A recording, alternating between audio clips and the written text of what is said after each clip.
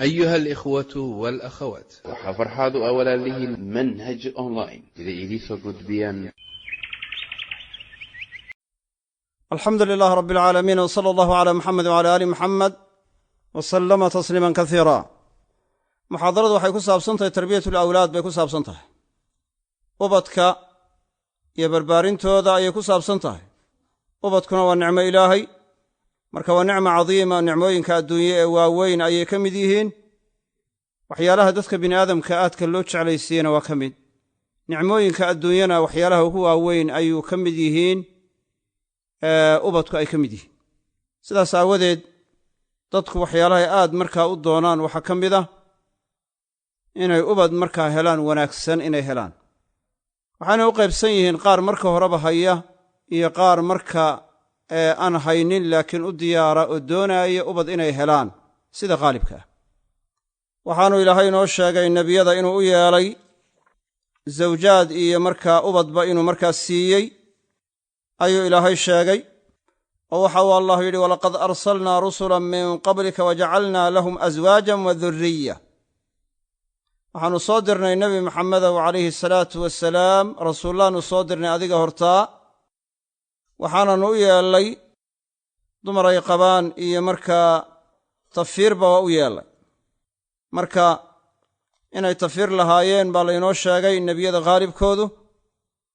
nebiyada qaarkoodna waa ku ducaysan jireen markaa ubad wanaagsan inu ilaahay siiyo, oo nebiyada qaarkooda ku ducaysanaya ilaahay waa inoo sheegay.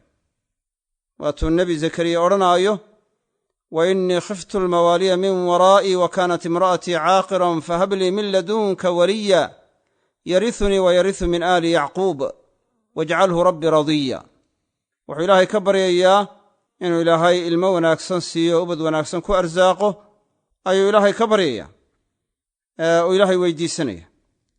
markaa ducada waa laynoo sheegay nebiyadu inay ku ducaysan jireen ubadka wanaagsan oo ilaahay ay ka baryi jireen waa laynoo sheegay, waana soo aroorto mawaadic baa laynoogu tilmaamay.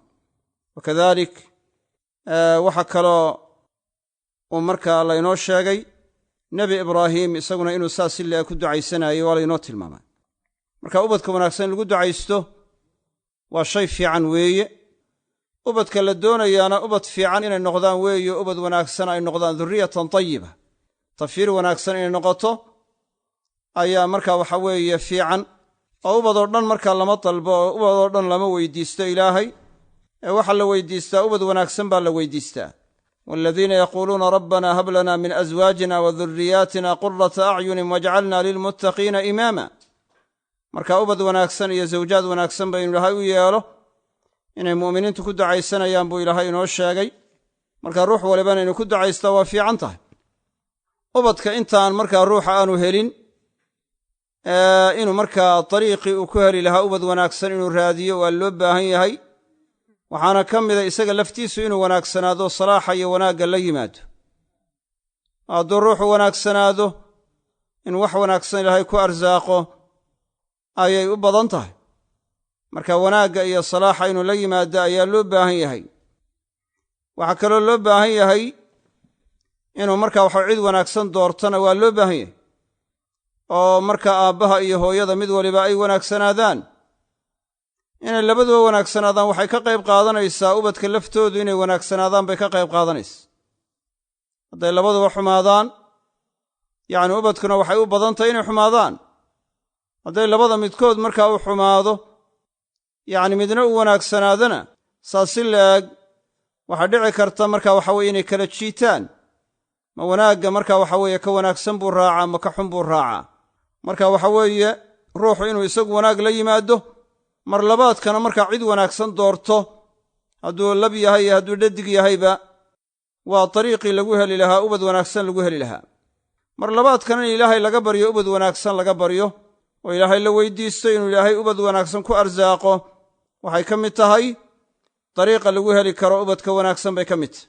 waxaana markaa waxa weeye ay tahay in wanaaggii la isfaro oo xumaantii la iska reebo, aabbihii hooyadii markaa ay ku dadaalaan wanaaggii, oo ay taacada iyo khayrka iyo wanaagga isfaraan. allah wuxuu idhi, quu anfusakum wa ahliyakum naara, ka badbaadiya nafihiinna iyo ehelkiinnaba naar ka badbaadiya.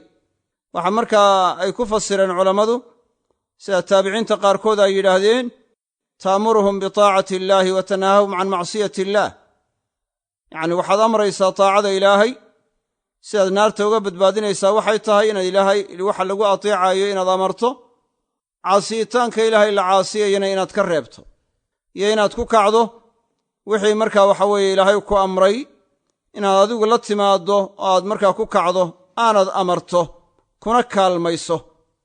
haddaad aragto iyagoo macsi ku suganna aad macsida markaa ka reebto kuna canaanato. waxay ka mid tahay dariiqa laga badbaadin karo, naarta laga badbaadin karo. waxay ku soo ururaysaa in wanaaggii la faro, xumaantiina laga reebo, mar labaadkana markaa wanaagga loo horseedo, yacni loogu noqdo markaa waxa qudwo iyo wax lagu daydo, yacni loogu noqdo. qof walibana xilkii markaa la amray inuu la yimaado, waayo qof waliba xil buu leeyahay, qof walba waajibaad buu leeyahay, waajibkii uu lahaa inuu la yimaado. kullukum raacin wa kullukum mas'uulun can raciyatih, sida nebiguba yidhi calayhi salaatu wasalaam, dhammaantiin waxaad tihiin raaci baad tihiin, dhammaantiinna waxaa laydin su'aalayaa wixii la raaciyey ee mas-uulka looga dhigaa ruux walba la weydiinaya. yacni ma ka soo baxay waajibkeedii mise kama soo bixin. cabdullaahi ibnu cumar waxaa laga sheegay inuu yidhi addib ibnaka fa innaka mas'uulun canhu, inankaaga edbi, waa lagu su'aalayaa, waa lagu weydiinayaa. waxaa lagu su'aalayaa maxaad ku edbisay, maxaad se bartay, ayaa lagu su'aalaya. isagana waxaa la su'aalayaa samafalkaaga uu kuu samafalaayo iyo ateecitaanka uu ku ateecaayo ayaa la su'aalaya. yacni birulwaalidayn uu la yimaado ayaa isagana la weydiinaya. kullukum raacin wa kullukum mas'uulun can raciyatih, midkiin kastaa waa raaci oo waxbaa loo diray, midkiin kastana waa la su'aalayaa. waxaa soo gelaya shakhsi kastaa soo gelaya, waa caam. marka umuuraha la sheegay ee ka horreeya xadiiska intaas ka horreeya waxay noqonayaan tusaalooyin bay noqonayaan. markii wax laga tusaaleeyey ayaa xukum caama oo guud oo wada koobaya markaana waxaa la keenay oo la yidhi kullukum raacin wa kullukum mas'uulun can raciyatihi saa la yidhi. waxaa xadiis lagu soo wariyey ninku inuu markaa edbiyo inankiisa ama ilmihiisa edbiyaa waxay uga wanaagsan tahay inuu sadaqad bixsado, saac markaa sadaqada inuu baxsado raashina, inuu ilmihiisa edbiyaa uga wanaagsan. saasaa xadiis lagu soo wariyey, tirmidi iyo imaam axmed ay soo wariyeen. wuxuu kaloo nebigu yidhi calayhi salaatu wasalaam man kaanat lahu halaathun yu'addibuhunna wayakfiihinna wayarxamuhunna faqad wajabat lahu aljanna. ninkii 3 gabdhood u sugnaadeen oo 3 hablood dhalay oo 3daa hablood edbiyey oo 3daa hablood kaafiyey oo waxay u baahan yihiin siiyey oo 3daa hablood u naxariistay, nebigu wuxuu yidhi calayhi salaatu wasalaam janna u waajibtay, janno ayaa u waajibtay. nin markaa raggii ka mid ah wuxuu ku yidhi yaa rasuulallaahi, laba haddii ka yihiin ka warran. rasuulki ilaahayu hadday laba yihiin ka warranoo labadaa uu ruuxu ku dadaalo oo uu edbiyo oo kaafiyo u naxariisto.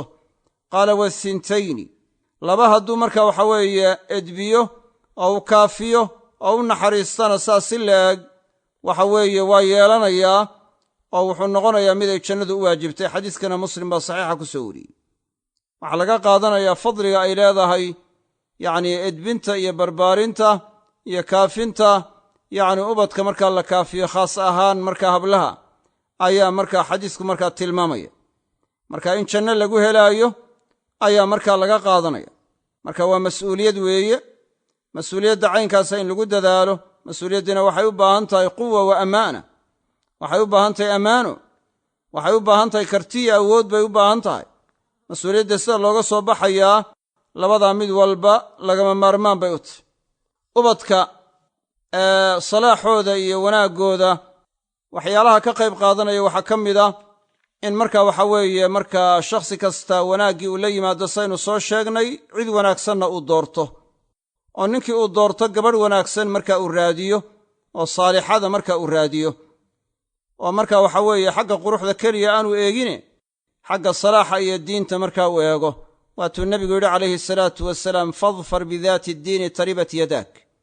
markuu nebigu sheegay calayhi salaatu wasalaam dumarka waxa lagu guursado lagu doorto oo yidhi tunkaxu lmar'atu liarbac, gabadha waxaa loo guursadaa 4 arrimood, mid ahaan baa lagu guursadaa, ama xoolaheeda daraaddeed ama nasabkeeda daraaddeed iyo xasabka iyo sharafta aabbayaala ilaahay daraaddeed baa loo guursadaa ama quruxdeeda daraaddeed baa loo guursadaa ama diinteeda daraaddeed baa loo guursadaa ayuu wuxuu nebigu yidhi calayhi salaatu wasalaam fadfar bidaati ddiini taribat yadaak ku guulaysata diinta u saaxiibka ah yacni markaa gacmahaagu ha boodhoobaane oo ha ciidoobaane sidaa ninka loo amray inuu markaa gabadh diin leh uu raadsado ayaa gabadhana laga rabaa nin diin leh inay markaa waxaweeye doorato oo ay aqbasho yacni laga rabaa waana tuu nebigu yidhi calayhi salaatu wasalaam idaa ataakum man tardawna diinahu wa khuluqahu fazawijuuh hadduu idin yimaado nin markaa diinkiisa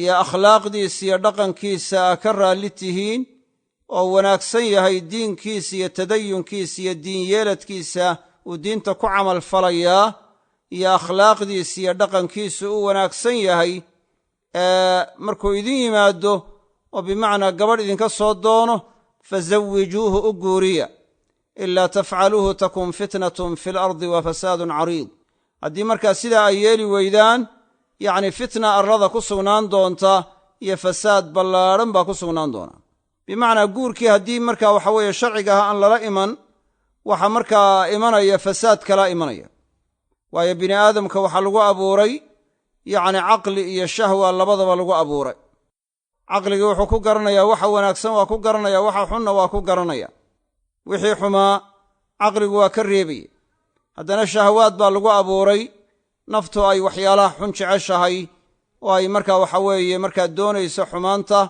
ay markaa rabto waxyaalaha dembiga ah iyo xadgudubka ah ay markaa naftu rabto marka maadaama ay sidaas tahay dariiqii wanaagsanaa haddii markaa aan lala imanin oo aan markaa waxa weeye markaa lagu gaadhin waxa uu ruuxu doonaayo waxay noqonaysaa dariiq qaldan buu markaa ku gaadhaya hadduu markaa waxa guurkii markaa la fudaydin waayo guurkii markaa uu sahlanaan waayo xumaantii siyaalo kaley u dhici kartaa oo ay u iman kartaa oo zinada iyo xumaanta kale ayaa faafays takun fitnatun fi lardi wa fasaadun cariid waa siduu nebigu u leeyahay calayhi salaatu wassalaam marka waxaa loo baahan yahay mid waliba ka kale inuu ku doorto xagga diinta iyo akhlaaqda iyo dhaqanka inuu ku doorto ayaa markaa loo baahan yahay oo taas marka waxa uu ka dhigo yacni miisaanka uu wax ku dooranayo ee ugu mudan inuu kaa ka yeelo oo uu taa wax ku doorto oo markaa labada ruux marka ay noqdaan laba ruuxoo wanaagsan ay noqdaan oo haddii aabbaha iyo hooyadu markaa mid waliba ay wanaagsanaadaan ilmuhu inuu wanaagsanaadana waa ka imanays waatuu allah uu yidhi yacni wa kaana abuuhumaa saalixa yacni waxa weeye haddii markaa waxa weeye waalidku uu wanaagsan yahay ama waalidiintu ay wanaagsan yihiin salaaxa ay waalidiintu wanaagsanaayeen ayaa ubadka laftoodana lagu dhowrayaa oo lagu ilaalinayaa oo markaa ducadooda iyo markaa cibaadadooda iyo salaaxooda ayaa iyagana markaa anfacaysa wax ka gaadhaysa taas ayaa wax ka gaadhaysa qudwana waa u noqonayaanoo waa ku dayanayaan qudwana waa u noqonayaan waayo ilmuhu cidda ugu horrayse uu fiirsadaa waxa weeye uu eegayaa waa aabbihii hooyadii haddii aabbihii hooyadii ay wanaagun uu ka arko waxa weeye wanaaggiibuu isaguna ku dayanaya oo waxa weeye ay markaa noqonayaan inay iyaguna isku dayaan markay arkaan iyagoo cibaadada ku dadaalaya iyagoo salaadda ku dadaalaya iyagoo tukanaya iyagoo salaaddii ilaalinaya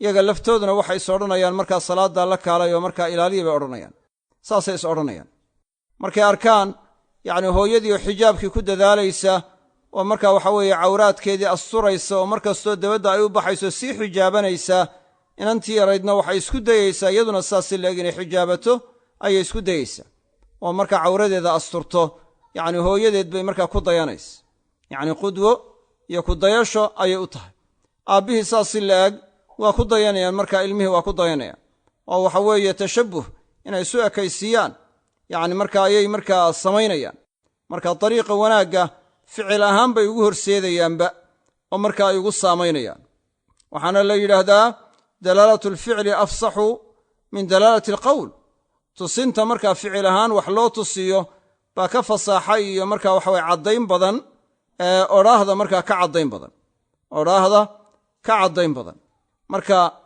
ilmihii in markaa waxa weeye wanaaggaas marka hore gundhigga markaa u noqonaya waxa weeye waa salaaxa labada waalid ay wanaagsan yihiin. mar labaadka dariiqa wanaagsan ay ku kulmayaan waa in marka ay noqotaa inay aadaabtii sharciga ahayd ay qaataan. oo nebigu calayhi salaatu wasalaam waxa uu sheegay haddii waxa weeye marka ninku markaa u tegayo haweenaydiisa uu markaa dikriga soo arooray xadiisku sheegaayo uu yidhaahdo bismi illaahi allaahuma jannibna ashaytaana wajannib ashaytaana maa rasaqtana. nebigu wuxuu yidhi calayhi salaatu wasalaam lam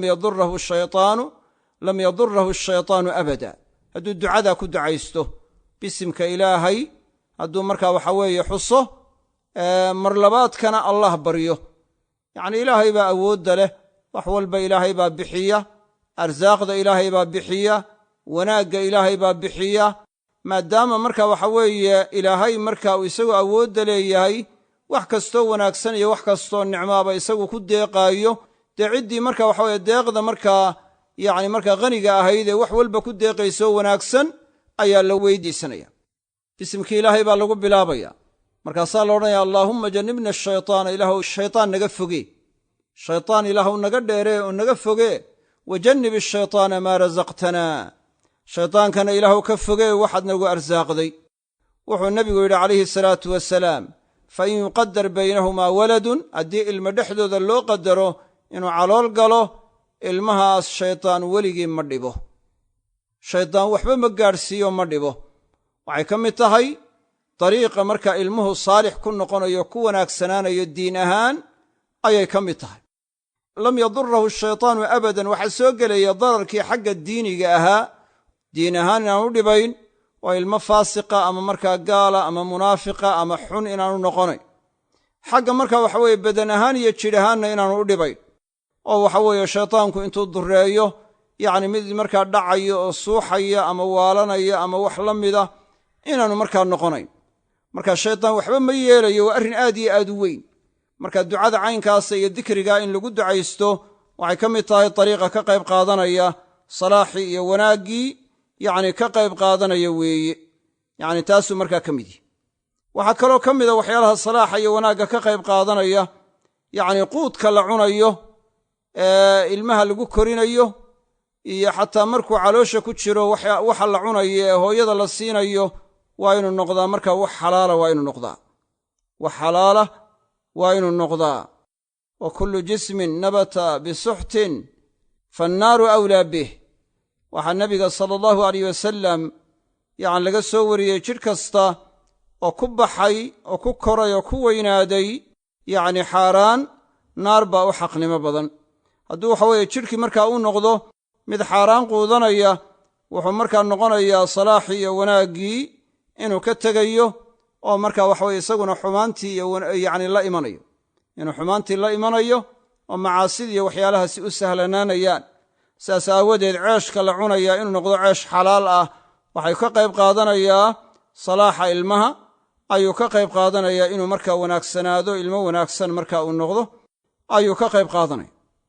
xataa marka ilmuhu markaa caloosha ku jiro, hooyada markaa inaan cadho badan laga cadhaysiin oo markaa cadhada aad isaga ilaaliso, yacni waxay u fiican tahay yacni ilmaha farxaddiisa iyo wanaaggiisay markaa u fiican tahay.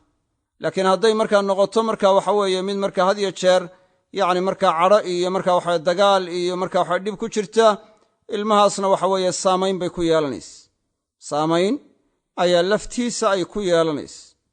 xuquuqda markaa ilmuhu yeelanaya waxaa ka mida marka waxa weeye u dhasho in waxa weeye markaa loo bixiyo timihii markaa in laga xiiro, yixdii laga xiiro, oo waxa weeye markaa sadaqad laga bixiyo, timaha marka la miisaana in laga bixiyo, iyadana waxa weye waa sunni oo aadaabta soo aroortay ayay ka mid tahay, oo iyaduna markaa waxaa timi nusuusta markaa ku timi axaadiista qaarkood ku soo aroortay.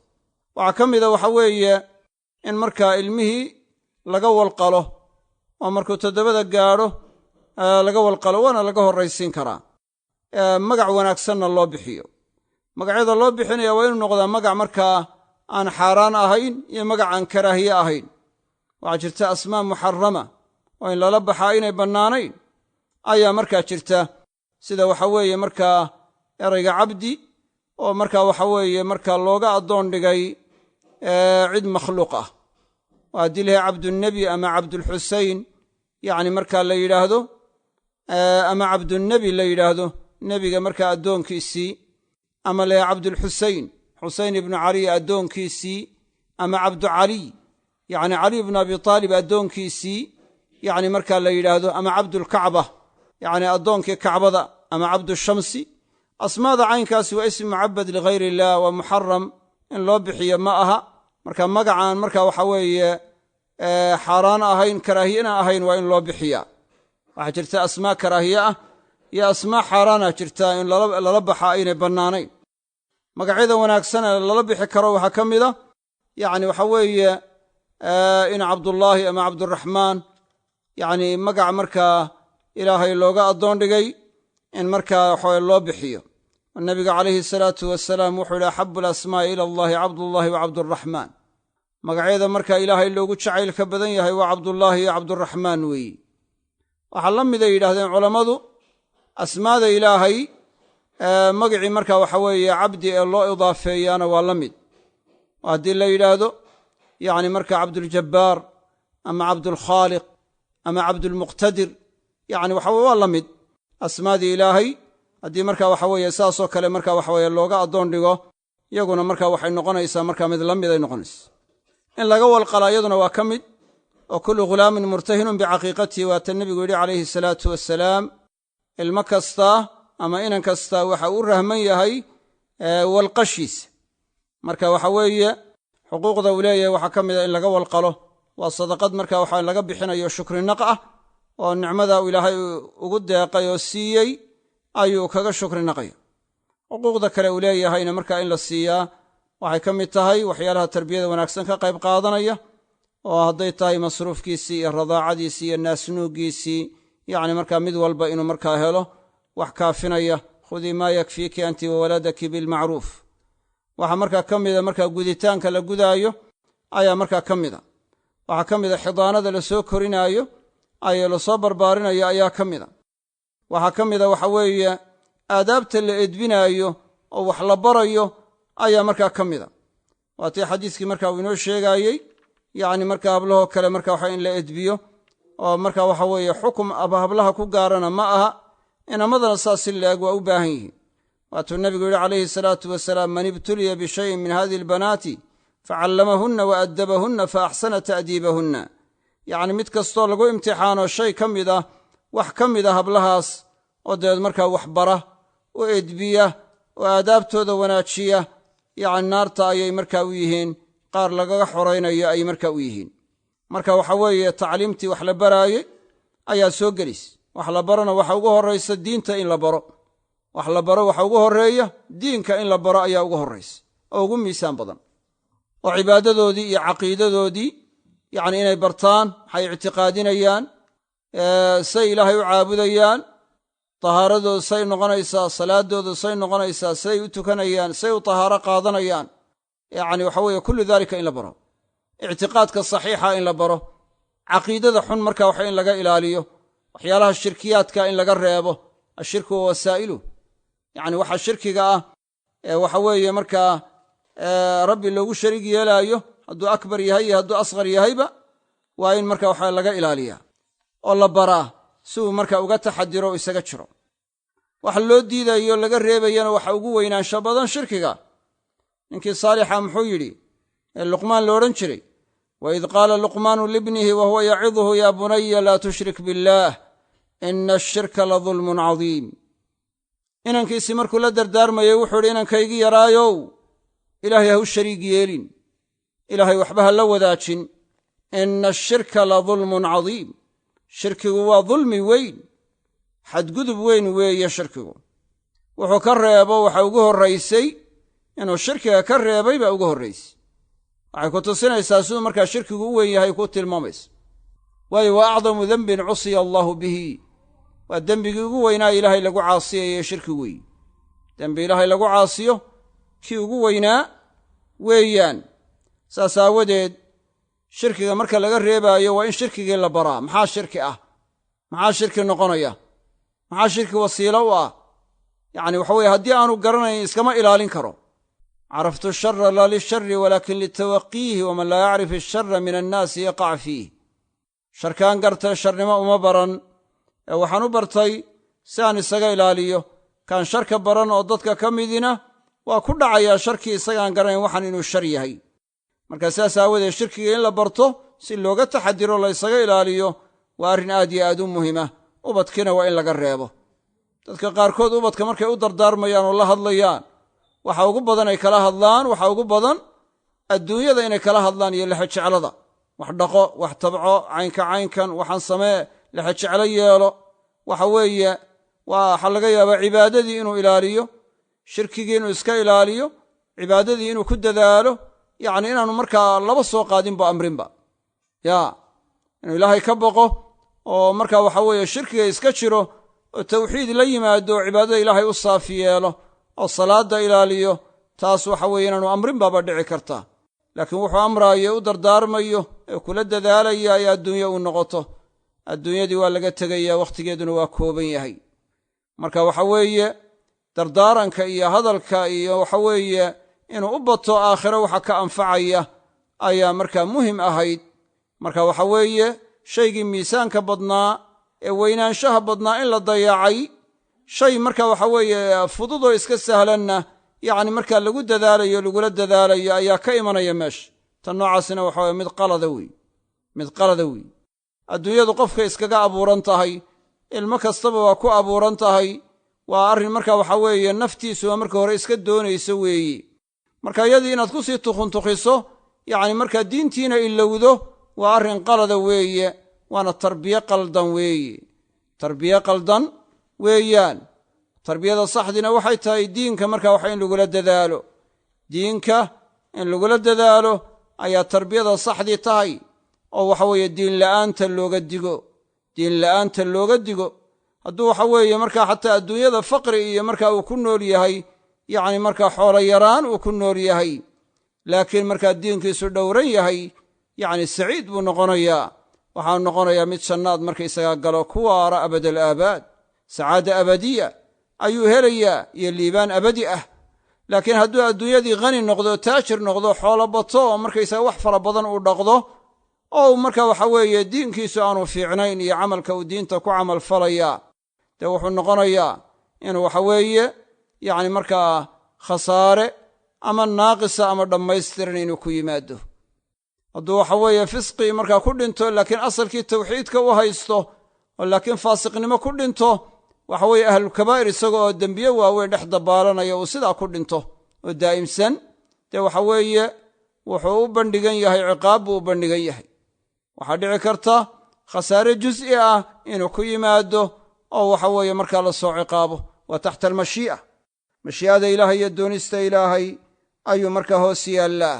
in shaaa cadabahu wa in shaa cafaa canh.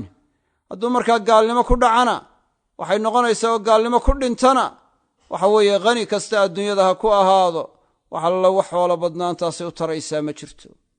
waxaanu ku sugan yahay khasaare abadiya ayuu ku sugan yahay. marka diinka in lagula dadaalo ayaa aad iyo aad markaa u muhima. markuu ninkii saalixa ahaa shirkiga ka reebay inankiisii oo yidhi markaa laa tushrik billaah ina ashirka la dulmun cadiim, wuxuu markaa kaloo amray waxyaalaha markaa wanaagyaalkiiyo taacaadka ah buu amray, waxyaalaha xumaanahana waa ka reebay. oo waxa weeye salaadda inuu ku dadaalo ayuu amray. oo waxa markaa uu yidhi yaa bunaya aqimi asalaata wa'mur bilmacruufi wanha cani ilmunkari wasbir calaa maa asaabak. inankaygi yaraayow salaadda oog, wanaagga faro, wanaagga amar, xumaanta dadka ka reeb, kuna sabir wixii dhibaato ee kugu haleela, ku sabiro ku adkayso. wuxuu amrayaa naftiisii inuu noqdo mid saalixo u wanaagsan inuu noqdo. oo qofku waxa weeye marna wuxuu noqdaa saalixun linafsihi, haddana muslixun lighayrihi. in naftiisii uu saalixu yaho wanaagsan yahay oo isagu wanaaggii la imanaayo, xumaantiina ka tegaayo. wa muslixun lighayrihi, cid kale inuu hagaajinayo oo dadkii kalena wanaagga inuu faraayo, xumaantana ka reebaayo. marka labadii arrinba waa u kulmiyey. aqimi asalaa, inaanu isagu shirkiga la imanay tawxiidka la yimaado, inuu salaadda oogo, inuu dadka kalena hagaajinayo oo wanaaggooda ku dadaalayo, oo wanaagga faraayo, wanaagga amraayo, xumaantana ka reebaayo. kolleyba dee dhibaataa ka imanaysa. hadduu qofku wanaagga faro xumaantana reebo dadkii waa canjarafaynayaan, waa dhaleecaynayaan, waa caayayaan, waa dhibayaan. taana ku sabir buu yidhi, wasbir calaa maa asaabak. wuxuu ka reebay waxyaalaha markaa dabeecadaha iyo dhaqamada xunxun ay ka mid tahay markaa kibirka. walaa tusacir khaddaka linnaas walaa tamshi fi alardi maraxa ina allaha laa yuxibu kulla mukhtaalin fakhuur.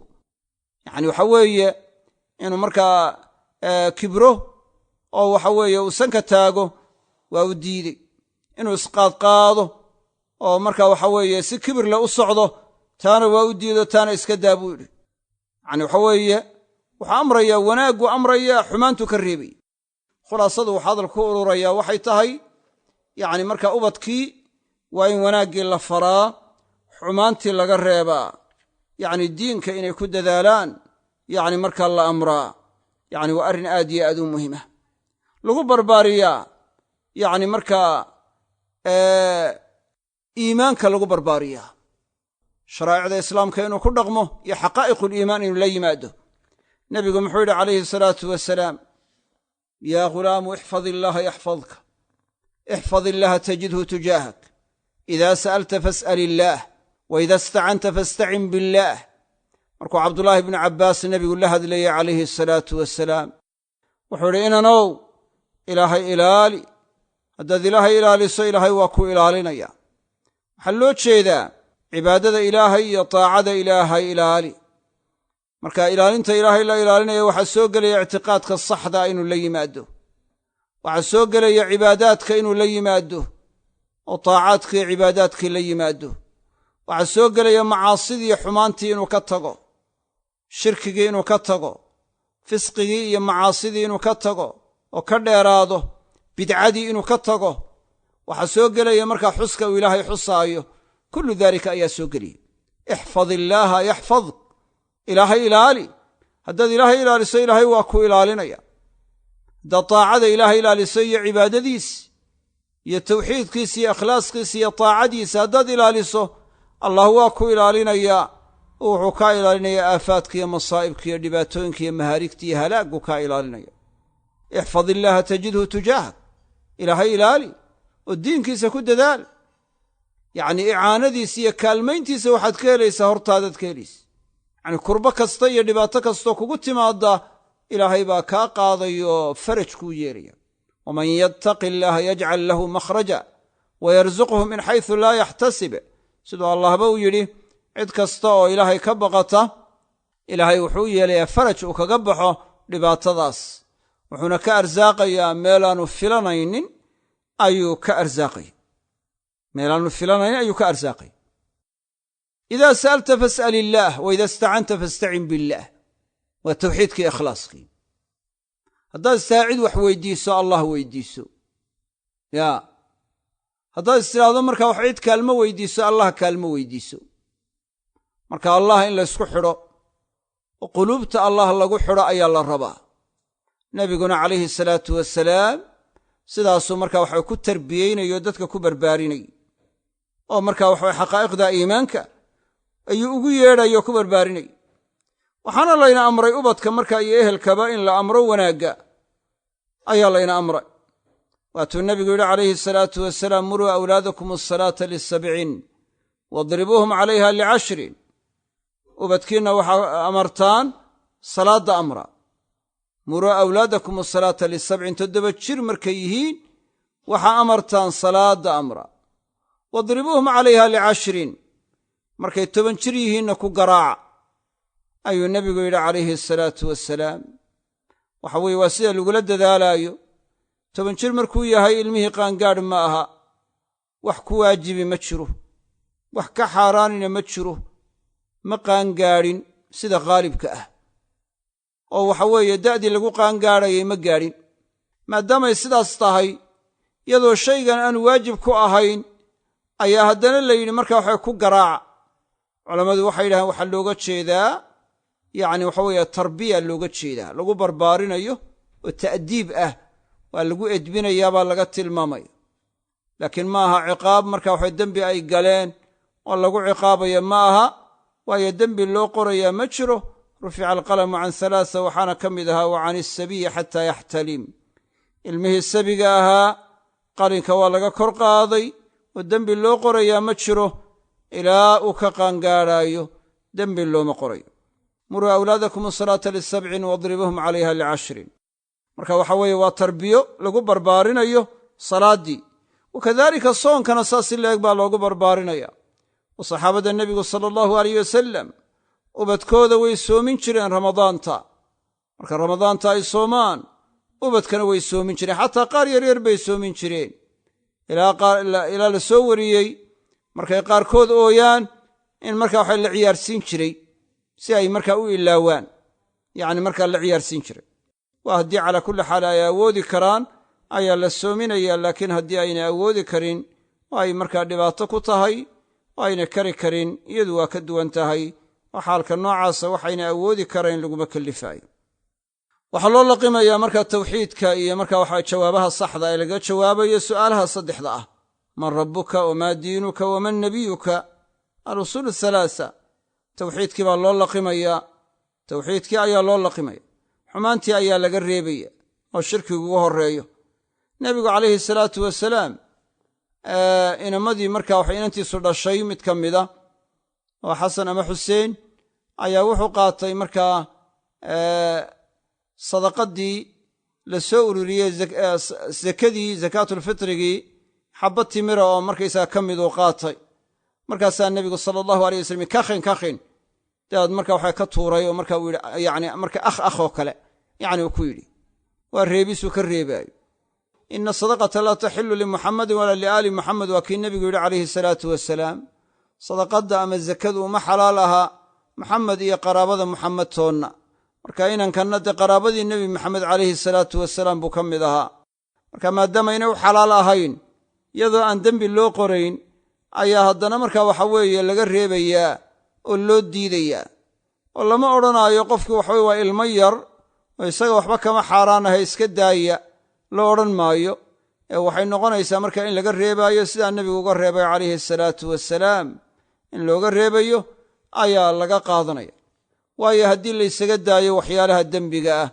oo ruuxu iska caadaysto oo ku barbaaro oo si iska isticmaalo laysaga daayo uu ku weynaado hadhow markuu weynaadona ma daynayo man nashaa calaa shayin shaaba calayh kii shay ku barbaaraa waa ku ciroobaa baa la yidhi yacnii sidaasu waa ku weynaadaa waa ku ciroobayaa sidii buu marka halkii ka haynaya tarbiyada qofku waxaa markaa la tarbiyayn karaa intuu marka waxa yar yahay yacni markuu yar yahay ayaa la tarbiyayn karaa wuxuu ka dhigan yahay baa sidii laan qoyan oo kale uu ka dhigan yahay laanta qoyani marka ay qoyan tahay waa la qalloocin karaa haddii la qalloociyo waa qalloocsamaysaa laakiin markay qallasho markaa ma qalloocsamayso haddii laysiyaa qalloociyo way jabaysaa marka qofka marka waxa weye xumaanta ku weynaaday wuxuu ka dhigan yahay laantaa qallasho kaleu ka dhigan yahay qofka marka waxa weye yacni yarina wuxuu ka dhigan yahay laantaa qoyanoo kaleu ka dhigan yahay marka tarbiyadii waxaa aqbalaya yacni u sii sahlan tahay qofkaa da'diisu yar tahay bay aad uga sii sahlan tahay saas aawadeed waa in lagula dadaalaa in waxa weeye markaa khayrka la amro xumaantana laga reebo qur'aanka waa in la baraa yacni xalaqaadka cilmiga la keenaa shareecadii markaysaga la baraa tacliimta diinka la barayo ayay markaa soo gelaysa baritaanka markaa diinka la barayo fadli badan baana ku jira in waxaweye qur'aanka la baro oo marka waxaweye ilmihii ay noqdaan qaar marka qur'aankii xafidsan ay noqdaan waxaa ku soo aroortay axaadiista nebiga sala allahu aleyh wasalam yacni marka ilmaha marka waxawe qur'aanka marka waxa barte ee markaa xafida labadiisa waalid aakhire waxaa loo geliyaa taaj baa loo geliyaa marka waxay ku tusinaysaa fadliga ay leedahay ku tusinaysa marka in lagula dadaalo qur'aanka inay bartaan oo qur'aankii xafidaan waalidkiina waxaa ugu jira fadli ilmihiina waxa weeye waxa ugu sugan fadli iyo ajar ayuu ka helayaa oo waxa weeye khayr baa loo horseeday oo lagu barbaariyey marka uu yar yahayna waa dhici kartaa in qur'aankii waxa la qaybsiiyo la baro waa dhici kartaa waalidkiina fadiiladaasuu ka helayaa marka waxa weeye waxay ka mid tahay waxyaalaha marka waxa loo baahan yahay marka maadaama marka tacliim laynoo sheegay tacliimta waynagii sheegnay waxa ugu sii muhiimsan inay tahay diinka in la baro inay aad iyo aad ugu sii muhiimsan tahay oo waxa marka cibaadadooda iyo diinkooda iyo caqiidadooda yacni marka ay ku saxmayso yacni mid walba marka in la baro waxa weeye qudwo saalixa in loo noqdo oo waxa weeye marka waxa wanaagsan loo horseedo oo la tuso in waxa weeye loo duceeyo dadka qaarkood markaa ubadkooda markay wax ku qoonsadaan way habaaraan in la habaaro ma aha tarbiyadii wanaagsanaydna way ka hor imanaysaa habaarka waa in aad iyo aad laysaga jiraa weliba dumarka ayaa habaarku ku sii badan yahay oo waxa weye waa tii xadiisku sheegaayey in nebigu yidhi sala allahu aleyh wasalam tuksirna allacna wa takfurna alcashiir markuu yidhi waxa weeye yaa macshara annisaa'i tasaddaqna fa innii ra'aytu aksara kunna min ahli innaar ururka dumarkow wax sadaqadaysto wax baxsada waayo badankiinna waxaan ku arkay naarta ayaan ku arkay baa nebigu yidhi calayhi asalaatu wasalaam way weydiiyeen waxay dhahaan maxaan markaa taasi ku dhacday wuxuu idhi way kufriyaan waxay yidhahaan yaa rasuulallaahi ma waxay ka kufriyaan ilaahay wuxuu idhi maya waxay ka kufriyaan markaa ninka xaqiisay ka kufriyaan waxayna farabadiyaan lacnaddana way badiyaan lacnadda waxaa loo jeedaa habaarka iyo cayda ayay badiyaan baa laga tilmaamayaa lacnadda macnaha caamkaa baa looga jeedaa marka waxa weeye habaarka in aad iyo aad laysaga jiro carabka la ilaaliyo weeye oo waxa weeye marka ilmihii ayna gabadhi ku odhan ama hooyadii ayna ku odhan yacni waxa lagu sii qaad iyo yacni markaa bela kugu dhacday iyo yacni waxa weye qidhim lagaa sii iyo yacni waxyaalaha marka waxa weeyaan yacni carabada laga yaabo inay markaa dad badan carabadooda iskaga dareertay oo ay aad uga dhacdo taasoo kale waa in aad iyo aad laysaga jiraa oo waxa weeye carabkii la kaantaroolaa ilmihii marka wax lagu qoonsado waa in loo duceeyaa in ilaahay hagaajiyo in ilaahay islaaxiyo in ilaahay wanaajiyo laakiin waxa weye haddii marka waxa lasii habaaro waxay noqonaysaa shaytaankii in loo sii kaalmeeyey noqonaysa shaytaankii in loo sii kaalmeeyey ayay noqonaysa waxaa jiray nin saxaabi ahaa oo khamriga cabbi jiray baa jiray markaasaa nebiga loo keeni jiray calayhi salaatu wasalaam marar badan baana nebiga loo keenay marar badan ayaa nebiga loo keenay iyadoo khamrigii lagu wado ayaa loo keenay markaasaa nin saxaabi ah wuxuu yidhi lacanahu allah maa akthara maa yu'taa bihi ila anabiy sala allahu aleyh wasalam ilaahay ha nacdale maxaa ka badan inta nebiga loo keenayo calayhi salaatu wasalaam maxaa ka badan yacni in fara badan baa nebiga loo keenaya iyadoo waxaa xun markaa lagu waday khamriga markaasaa nebigu wuxuu uhi calayhi salaatu wasalaam laa tucinuu calayhi ashaytaan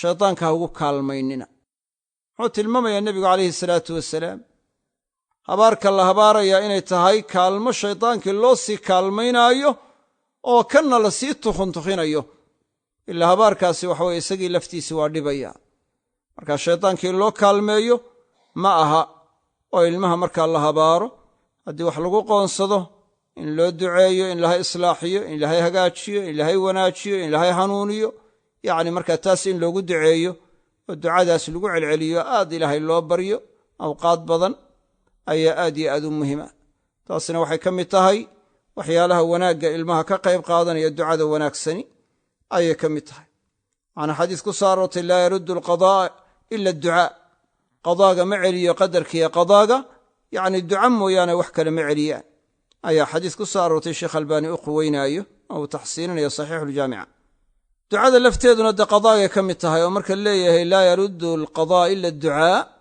wax markaa qadarkii ka baxsan baa qadarkii celiyey laga tilmaami maaye qadarkiibaa qaarkiiba qaarka kale lagu daafacaya oo sida markaa cumar uu yidhi nafiru min qadari illaahi ilaa qadari illaah ayay tanna waxay noqonaysaa yacni yudfacu qadarullaahi biqadari illaah qadarkii ilaahay baa qadarkii ilaahay lagu daafacaya noocaasay noqonaysa qadarkii ilaahay baa qaarkiiba qaarka kale lagu daafacayaa oo qadarkii ka bixi mayso waata ku soo aroortay xadiis sunanka ku yimi in waxa weeye markaa nebiga la weydiiyey calayhi salaatu wasalaam ruqyooyin aan isku tufno iyo ducooyin aan ku ducaysanno iyo markaa dawooyin aan isku dawayno ataruddu min qadari illaah qaala hiya min qadari illaah nebigu wuxuu uhi calayhi salaatu wasalaam qadarka ilaahay bay ka mid tahy yacni dawooyinka la ysku dawaynaayo iyo ruqyooyinka la ysku tufaayo iyo waxa weeye ducooyinka lagu ducaysanayo waxay ka mid yihiin qadarka ilaahay bay ka mid yihiin waayo qadarkii waa maxay wax kastoo dhacaya ilaa yowmi alqiyaama inuu ilaahay ogaa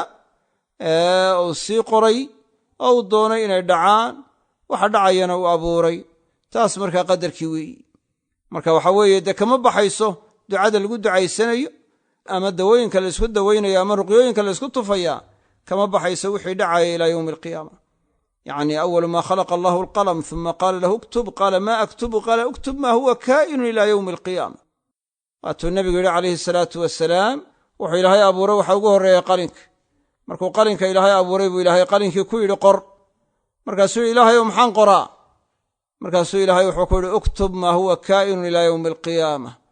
waxaad qortaa waxa jiri doona oo dhici doona ilaa maalinta qiyaame laga gaadhaayo wixii dhici doona dhammaan qor buu yidhi. sidii baa qalinka ku qoray wax alla wixii dhacaayey ilaa yowmi alqiyaama laga gaadhaayo. markaa saas aawadeed yacni markaa ducadii aad iyo aad bay muhim u tahay. waa in ilmihii lagula dadaalaa saaxiibbo wanaagsan in loo yeelo oo saaxiibbada xunxun laga fogeeyaa. oo saaxiibbada xunxuni waxay u sababayaan dee lumitaan bay u sababayaan. almar'u calaa diini khaliilihi falyandur axadukum man yukhaalilu. waatuu nebigu yidhi calayhi salaatu wasalaam, shakhsigu wuxuu ku sugan yahay diinta saaxiibkiibuu ku sugan yahay.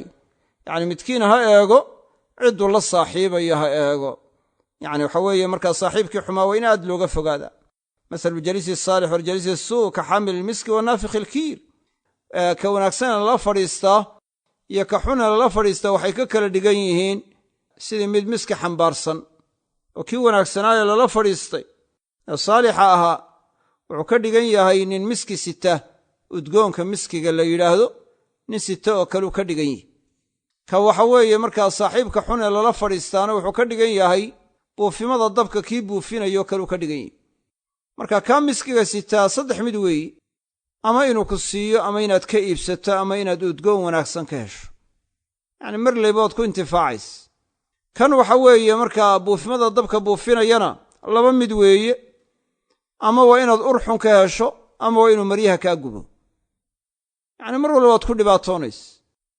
saaxiibkii xumaana saasuu ka dhigan yihi. markaa saaxiibkii xumaa qofkii waa saamaynayaa. saas aawadee waa in laga taxadiraayo layska jiraa saaxiibbada xunxun, ubadkana laga ilaaliyaa oo saaxiibbo xun haddii loogu ogaado laga reebaa. haddii saaxiibkii xumaa loo daayo waa isaguna waa la xumaanaya. markaa saaxiibbadii xumaa waa in laga reebaa, saaxiibbada wanaagsan yacni loo dooraa. waa arrin aad iyo aad u muhima weeye. waxaa halkaas soo gelaya meelaha markaa bii'ada markaa xun ee aan fiicnayn in laga dheereeyo laga fogeeyo. oo haddii waxa weeye markaa meesha fisqiga iyo xumaanta iyo gaalnimada iyo yacni ay ku badan yihiin, wuxuu ilmihi halis u yahay waxyaalahaas inay saameeyaan. oo haddii gurigii xataa uu wanaagsan yaho waalidadii ay fiican yihiin, dee markuu dabaddii u soo baxo, shaaricii u soo baxo, oo waxa weeye uu arko qaawanaanta iyo waxa ka jira, uu arko waxa weeye markaa xumaanta iyo gaalnimada iyo siday u faafsan tahay iyo ibaaxiyada iyo in qofkii markaa wax loo diidaya aanu jirin, iyo xorriyada markaa dhammayska tirana dadka la siinaayo la odhanayo wax alla waxaad doontaad samayn kartaa, cid kale ha u aaba yeelin, maskaxdaada ku soco, caqligaaga ku soco, sida hadda gaalada lagu barbaariyo ubadka. yacni tan noocaasoo keliya waa arrin markaa xun, waana arrin ka qayb qaadanaya ilmihii inuu xumaado u sababi kara. saas aawadeed xil wuxuu saaran yahay waa waalidada laftooda. aabbayaasha iyo hooyooyinka ayaa xil baa saaran. xilkaa saarani wuxuu yahay in markaa meeshaa xun ay ka fogeeyaan oo meel wanaagsan ay u dooraan. beledada gaalada in laga soo hijroodo oo laga yimaado waxay ka mid tahay tarbiyadii wanaagsanayd bay ka qayb qaadanaysa. laakiin hadduu ilmuhu ku barbaaro gaalada dhexdooda ku barbaaro, iskuulladii gaalada uu dhiganayo, yacni maalin walba gaal wax ku soo akhrinayo, shubahaad u laqimaayo, waxaa markaa ilmahaasi halis u yahay hadhow diin la'aan markaa inuu soo baxo. waa la sheegayaa hadda markaa ubad markaa doora ahi inay markaa waxa weeye tii ay saamaysay, oo qaarkood markaa waxa weye aynay waxba aaminsanaynba. ubaddada qaarkood saasaa laga sheegayaa beledada gaalada ku nool, inay waxa weeye qaarkood markaa mulxidiin noqdeen.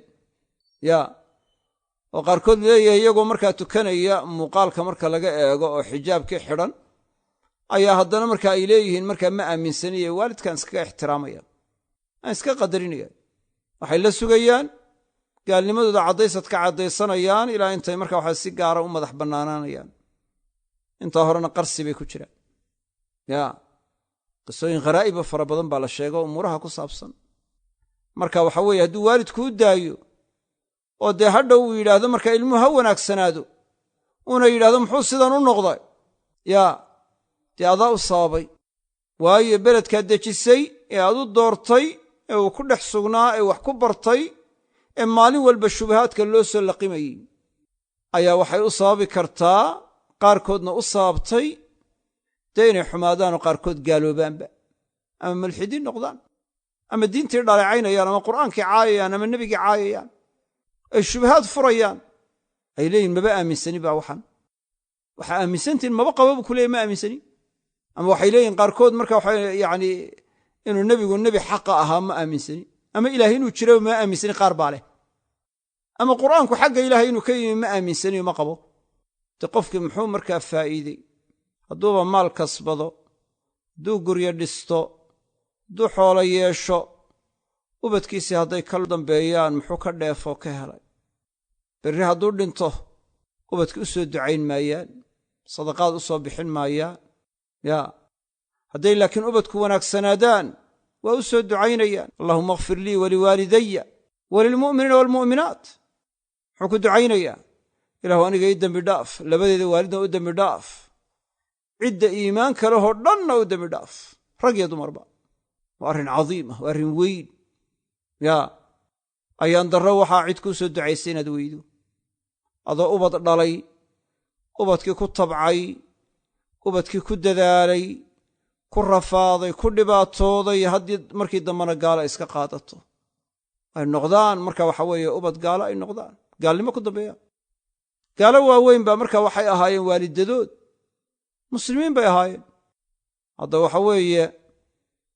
ra'iisul wasaaraha marka ingiriiska dee asalka uu ka soo jeedaa awowgii wuxuu ahaa marka waxa nin muslim u ahaa oo turki ah nin muslim u ahaa isagana waa gaal hadda markaa hoggaamiyeyaasha gaaladu ka mid yihi min a'immati alkufri heerkaasuu ku dambeeyey dee maxaa laga dheefay inuu ingiriiska tago gabadh cad guursaday muxuu ka helay faa'iidadu ka helay maxay tahay obama asalka uu ka soo jeedaa wuxuu ahaa markaysa waxa islaam buu ahaa haddana dee wuxuu ku dambeeyey waa garanaysaan waa min a'immati alkufri ayaan darra weeye waxaad doonaysaa ubadkaagu inuu saasoo kale noqdo inaad beledkii gaalada u dayso ma aha ilmihii marka waxa weeye in layha wanaagsanaado halkaana loo daayaa isma qabanayso alqaahu fi lyemmi maktuufan wa qaala lahu iyaaka an tabtalla bilmaa'i waxay tusaalihiisu ka dhigan tahay ruux markaa lagu tuuray badda isagoo garbaduub u xidhan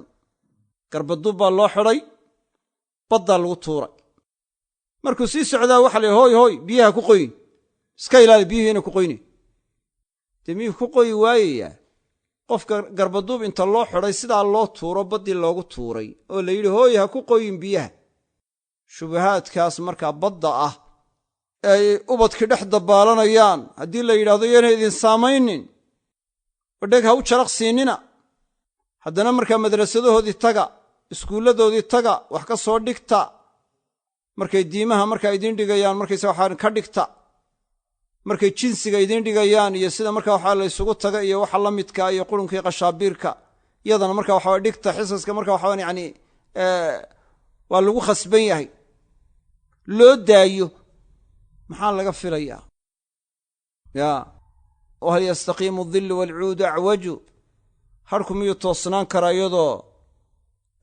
qorigu markaa harka bixinayaa u qalloocay adiladuna waxay sheegaysaa adilada sharciga ee beledada gaalada in laga hijrooday sheegaysaa ina aladiina tawaffaahum almalaa'ikatu dhaalimii anfusihim qaaluu fiima kuntum qaaluu kunna mustadcafiina fi alard qaaluu alam takun ardu allahi waasicatan fatuhaajiruu fiiha marka in laga hijroodo beledadii gaalada ayaa markaa aayaadka qur'aanka laga qaadanaya axaadiista nebiga calayhi asalaatu wassalaam aayaadka iyo axaadiistaasna mansuukha ma ah waayo nebigu wuxuu uhi laa tanqaticu alhijratu xataa tanqatica atawba walaa tanqaticu atawbatu xataa tatluca ashamsu min maghribiha hijradu ma go'ayso ilaa toobaddu godo toobadduna ma go'ayso ilaa qoraxdu galbeed ka soo baxdo bimacnaa ilaa qoraxdu galbeed ka soo baxdo hijradii beledada gaalada laga hijroonaya waa baaqi xadiis kale wuxuu sheegaya laa tanqaticu alhijratu maa qutila alcaduwu hijradu go'i mayso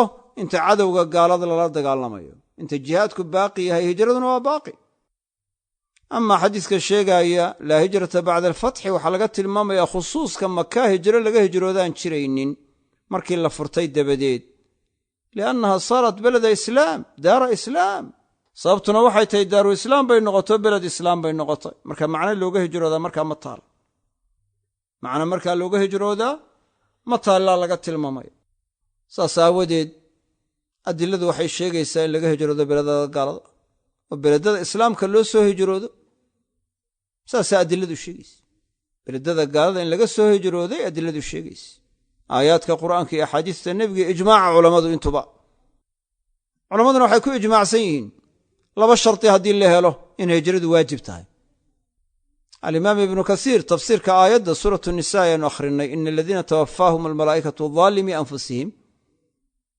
aayadda ay aayadda ka dambaysa tafsiirkeeda ayuu wuxuu ku keenayaa inay culammadu ku ijmaaceen oo isku waafaqeen laba sharti haddii la helo hijrada beledada gaalada laga hijroonaya inay tahay waajibatun bilijmaac inay ijmaac ku waajibtay culammadu oo dhan isku waafaqsan yihin labada shardi waa maxay waa inaanu diintii tamakunaynin oo shay sharaa'icdii diinta ka mida waa inaanu awoodaynin loo diidaayo ama lagu kaantaroolaayo shardiga labaadna waa istitaaca waa inuu awoodi karaayo inuu hijroodo labadaa sharti haddii la helo hijradu waxay noqonaysaa waajiba bilijmaac saasay noqonaysaa culammadoo dhan ba isku waafaqsan khilaaf ma jiro afarta madhabood iyo culammada kaleba kulligood waa isku waafaqsanyin markaa hijradu inay waajib tahay labadaa sharti haddii la helo labadii shardina hadda waxaa weeye dadka qaarkood xaasil bay u tahay tan inaanu qofku markaa tamakunayn waajibaadka shareecada lagu kaantaroolaayo ya tan noocaasa marka waxa weye waxyaalo badan baa markaa jira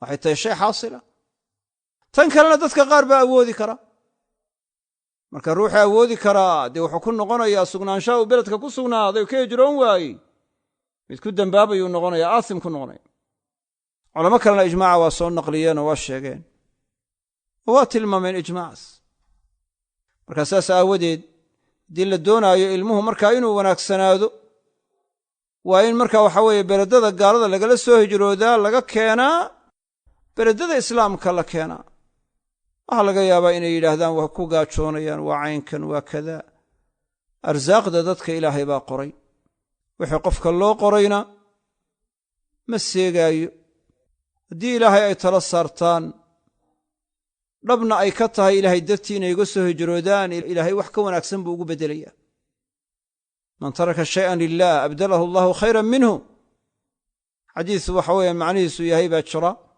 ka shay ilaahay dartii uga taga in nebigu yidhi calayhi salaatu wasalaam ka shay ilaahay dartii uga taga ilaahay wuxuu ugu beddelaa wax ka khayr badan hadday idinka dhab tahay ilaahay dartii inaa uga tagtaan allah wuxuu idinku beddelayaa wax idinka khayr badan buu idinku beddelaya marka waxaa loo baahan yahy niyo in la yimaado meel walbana ruuxu risiqii loo qoruu ku cunaya ma soo kororhsanaayo wamaa min daabbatin fi alardi ila cala allahi risquha yacni daabbad kasta iyo noolo kastoo arlada kor dhaqaaqa ilaahay wuxuu isku waajibiyey inuu arsaaqaayo risiqaa loo qoray ayuu cunaya ina ruuxa alqudusi nafasa fii ruuci annahu lan tamuuta nafsun xataa tastakmila risqaha wa ajalaha faataquu allaha waajmiluu fi alab nebigu wuxuu yidhi calayhi asalaatu wasalaam ruuxulqudus ayaa qalbigayga wuxuu ku tufay inaan nafna dhimanayn ilaa risiqeediiyo ajasheeda ay laasato faataquu allaha waajmiluu fi alab allah ka baqa waajmiluu fi alab wanaajiya doonista arsaaqda doonaysaan oo si xalaala ku doona oo si xaaraana ha ku doonina marka in allah la tala saartaa loo baahanya waman yatawakkal cala allahi fahuwa xasbuh ku kastoo allah tala saarta ilaahay waa kaafigiis waa kaafinaya asbaabta waxaad awoodi karta la kaalay laakiin ilaahay tala saaro rabbina waa ku arsaaqaya wuxuu kuu qorayna waa ku siinaya marka maal yar in lagu iibsado diintii oo la dhaafsado ma aha ubadka diintoodiina yacni waxa weeye markaa la dayaco dadka marka waxaway ku sugnaanaya beledada gaaladuna halis waxay u yihiin xataa kuwan marka hadda joogaa haddii aynay gaaloobin kuway sii dhalan inay gaaloobaan markaa khasaaro badan baa ka imanaya. sidaas aawadeed aad iyo aad marka waxa weye arrinkaas loogu dadaalo sidii looga soo kaxayn lahaa beledada gaalada oo bilaadka islaamka loo keeni lahaa waa arrin aad iyo aad marka u muhiima. ubadka markaa salaaxooda waxyaalaha ka qayb qaadanaya waxaa ka mida in waxa weeye aadaabta wanaagsan in la baro, aadaabta sharciga ah in la baro ayaa ka mida. hadday tahay aadaabta cunitaanka, ta cabbitaanka, ta marka waxa weye hadalka, ta fadhiga, ta isti'daanka iyo idan qaadashada, ta salaamta, mid walba. nebigu muxuu yidhi calayhi salaatu wasalaam, ilmo yar oo wax la cunayey ayuu wuxu uhi yaa ghulaam sami illaah wa kul biyamiinik wa kul mima yaliik. wiilow sami illaah, ilaahay magacawbo, bismi illaah dheh, magaca ilaahay ku bilow markaad wax cunayso. wa adabu alakli wa adabu ashurbi, in magaca ilaahay wax lagu cuno, magaca ilaahay wax lagu cabo. wa kul biyamiinik, midigtaada ku cun. ilmihii waa in loo diidaa bidixda inuu ku cuno, waa in lagu barbaariyaa midigta inuu ku cuno. wa kul mima yaliik, halka ku soo xigta ka cun. dad haddaa wax wada cunaysaan wuxuu uhi ilmo yar baan ahaayo gacantaydu waxay ku wareegi jirtay buu xeedhada, marba gees baan ka qaadan jiray buui. markaasuu nebigu ila hadlay buui. markaasuu yaa ghulaamu sami illaah. sami illaahna waxaa loo jeedaa qul bismi illaah, sida riwaayo kale ku soo aroortay. bismi illaahi dheh. marka adabu alakli iyo adabu ashurbi, markuu wax cunayo ama wax cabbayo inuu ku bilaabo bismi illaah, markuu dhammeeyana inuu ku khatimo alxamdu lilaah. hadduu ilaawo waa in lagu barbaariyaa inuu yidhaha bismi illaahi fii awalihi wa aakhirihi. wuxuu ilaaway markii ugu horraysay inuu markaa magaca ilaahay xuso oo bisimka u qabto, dhexduu ka xasuusta ama la baraarujiyey. waa in la baraa inuu yidhahdo bismi illaahi fii awalihi wa aakhirihi. aadaabta markaa hadalka waa in la baraa, oo dadka inaanu caayin, inaanu dhaleecayn, inaanu aflagaadayn, inuu ku markaa ilaaliyo ixtiraamo. dadku markay hadlayaan inuu dhegaysto, markuu hadlayo si wanaagsan u hadlo, ka edebsado dadka markaa ka waaweyn. waxa weeye waa aadaabtay ka mid. kabir kabir, inaanu wax xaman, inaanu wax caayin, inaanu wax dhaleecayn. cayda waa in lagala dadaalaa ilmaha, caydii loo dhaleeceeyaa. beenta iyo xanta iyo cayda iyo aflagaadada, waxyaalaha noocaasoo kale waa in markiisa waxa laga reebaa. aadaab wanaagsan iyo akhlaaq wanaagsan lagu barbaariyaa. carabkiisu u noqdaa carab dhowrsoon, aan wax caayin. laakiin waxa weeye dee waalidku waa inaanu marka caayin, oo marka hadduu waalidkii arko isagoo isagu wax caayayo, wax dhaleecaynaya, ilmihiina de waxa weeye caydii iyo dhaleecadii waa u fududnaanays. runta waa in la baraa, sidqiga. been waa inaan lagu barbaarin. nebiga calayhi salaatu wasalaam wuxuu arkay gabadh marka waxa weeyaan ilmo sidii wax markaa inay wax siinayso kale markaa u muujinayso.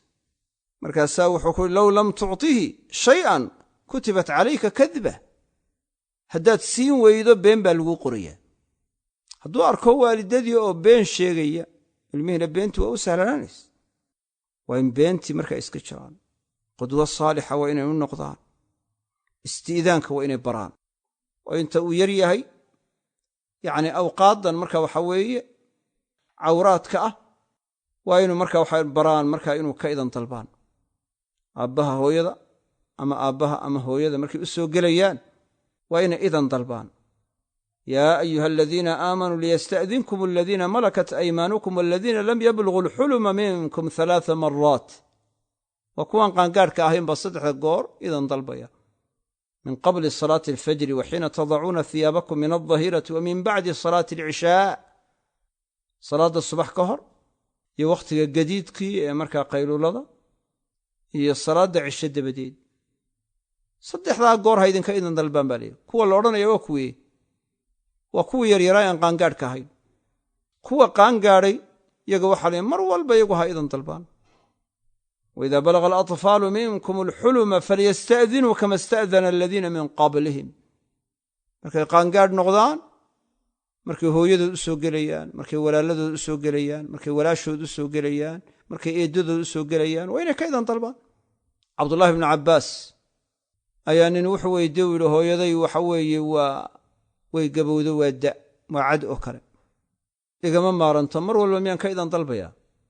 markaasaa cabdullahi ibnu cabbaas wuxuu ku yidhi haddaad doonayso cawradeeda inaad aragto waxbaa ka idan dalbin. yacni wuxuu u leeyahay hadalkaa wuu ku adkeeyey cibaarada. nin doonaayo hooyadii inuu cawradeeda arkaa dee ma jiro. saas aawadeed wuxuu u jeedaa mar walba ka idan dalab si aanad cawradeeda u arag.